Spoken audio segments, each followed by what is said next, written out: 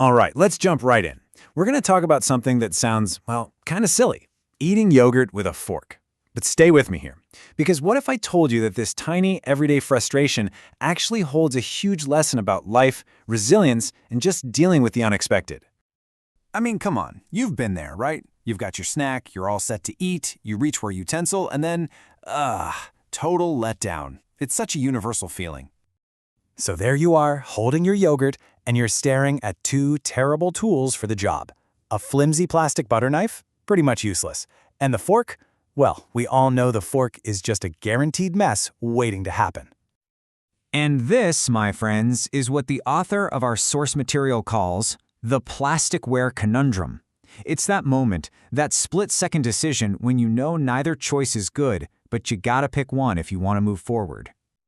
So you do it. You take a deep breath, and you grab the fork. You know it's going to be messy. You accept it because you still want to eat that yogurt. And believe it or not, that's where this whole story really gets interesting. See, it turns out this isn't just about a fork. In that moment of pure frustration, the author had this amazing flash of inspiration. The fork, it actually became an acronym, a symbol for how we can navigate all of life's messy moments. And here it is, F.O.R.K. stands for Faith Over Random Knuckle-ry.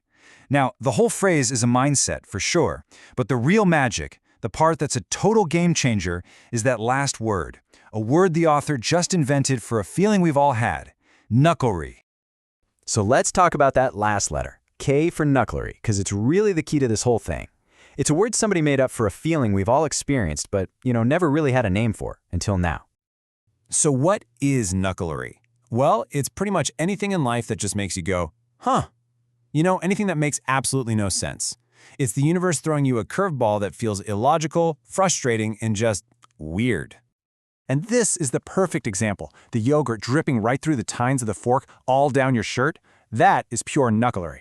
It's that ridiculous outcome you get when you're forced to use the wrong tool simply because it's the only one you've got.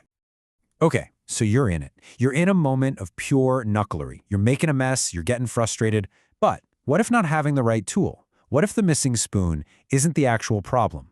What if the whole point of having no spoons is something else entirely?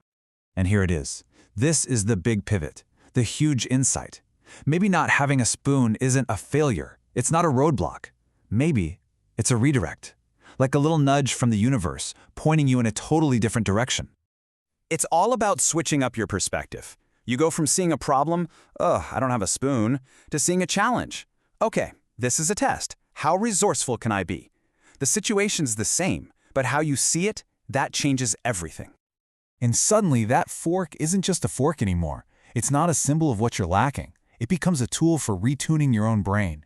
It's a reminder of just how determined and creative we can be when things don't go according to plan. Which brings us to the final awesome conclusion. A new mantra for when life hits you with some Knucklery. When the path isn't clear and you don't have the perfect tools, you just fork it. This right here was the author's big aha moment, and it's the main takeaway for all of us. Life is gonna be messy. Plans are gonna fall apart. But you don't quit. No way. You grab that imperfect, messy fork and you just keep on going.